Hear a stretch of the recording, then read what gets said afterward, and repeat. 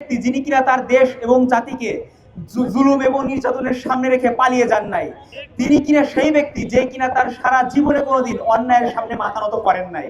আমার প্রিয় ভাইরা, আমরা দেখতে পেয়েছি ইসরায়েলের আগ্রাসনের কারণে ফিলিস্তিনের যখন মুসলিম জনতা আকাশের দিকে তাকিয়ে থেকে যখন আল্লাহর কাছে সাহায্য প্রার্থনা করেন, আমার প্রিয় ভাইরা, তখন সেই ফিলিস্তিনের অসহায় মানুষদেরকে সাহায্য করার মতো কোন শক্তি পৃথিবীতে পাওয়া যায় না।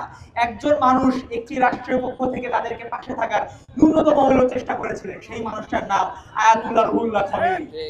আমার ভাইয়েরা, লেবাননে যখন বোমা বিস্ফোরণ করা হয়, লেবাননে যখন সেখানে জঘন্য রকমের নির্যাতন চালানো হয়, তখন সেই লেবাননের নির্যাতিত নিষ্পেষিত জনতার পাশে আর কেউ কিন্তু দাঁড়ায় না।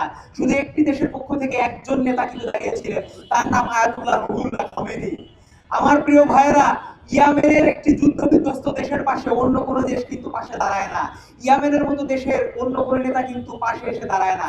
একজন মানুষ এসে পাশে দাঁড়িয়েছিলেন, তার নাম আয়াতুল্লাহ রুহুল্লাহ খামেনি। আমার প্রিয় ভাইয়েরা, আজ আমাদেরকে ব্যাপকভাবে প্রশ্ন করা হয় যে অনেক গাড়িওয়ালা জুব্বাওয়ালা বড় বড় শায়েখ গোষ্ঠী থেকে প্রশ্ন করা হয় যে আয়াতুল্লাহ রুহুল্লাহ খামেনির আকীদা কেমন কি। আরে ভাই, আকীদা নিয়ে যদি প্রশ্ন করা হয়, তো আকীদা নিয়ে যদি প্রশ্ন করেন, এই আকীদা নিয়ে আপনারা কয়জন এই নির্যাতিত নিষ্পেষিত জনতার পাশে দাঁড়িয়েছিলেন? আমার ভাইয়েরা, এই আয়াতুল্লাহ রুহুল্লাহ খামেনি একজন মানুষ, তিনি দেখিয়ে দিয়ে গিয়েছেন যে ইসলামিক বিপ্লব কিভাবে করতে হয়, একটি ইসলামী বিপ্লব করার পরে একটি দেশকে কিভাবে দাঁড় করিয়ে রাখতে হয়, এমনকি সারা পৃথিবী থেকে এত এত নিষেধাজ্ঞা পাওয়ার পর সেই দেশের অর্থনীতি কিভাবে চালিয়ে দিয়ে যেতে হয়। আমার ভাইরা, আজকে আমরা সেই মহাপুরুষের গায়েবানা জানাজায় উপস্থিত হয়েছি। আমরা আজ ওনার আত্মার মাগফিরাত কামনা করব এবং আজকে আমরা সকলের পক্ষ থেকে এই দোয়াই আরজি করব আল্লাহ রাব্বুল আলামিনের কাছে যে আমাদেরকেও যেন আল্লাহ তাআলা এইভাবে শহীদি মৃত্যু দান করেন।